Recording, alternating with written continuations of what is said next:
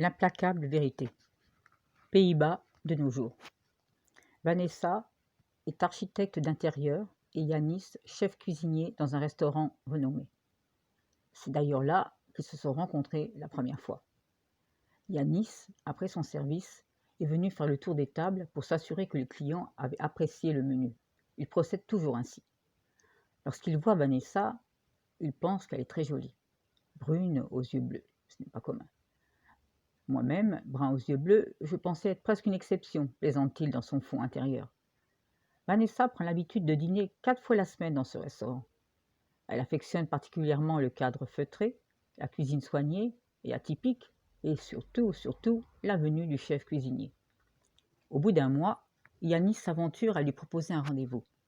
Il a longuement hésité, mais a tout de même fini par tenter sa chance. Vanessa accepte immédiatement. Elle se demandait quand ce moment arriverait. Pas de restaurant, mais un vieux cinéma de quartier, comme il n'en reste presque plus. Vintage peut-être, mais davantage romantique.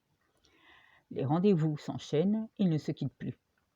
Leurs similitudes physiques font rire leurs proches et leur font dire qu'ils sont bien assortis, jusqu'à ce que les sourires deviennent rictus.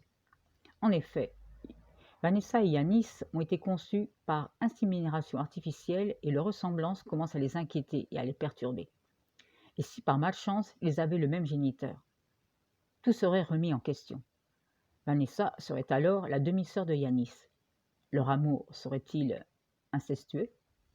La peur au ventre, ils décident de procéder chacun à des tests ADN. Les résultats sont sans appel.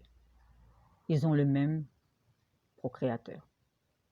Une tragédie effroyable et poignante.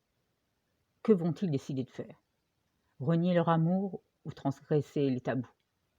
Ils décident, en conséquence de cause, de vivre ensemble contre vents et marées. Ils vont enfreindre l'ordre établi à leur risque et péril et vont s'aimer encore plus fort.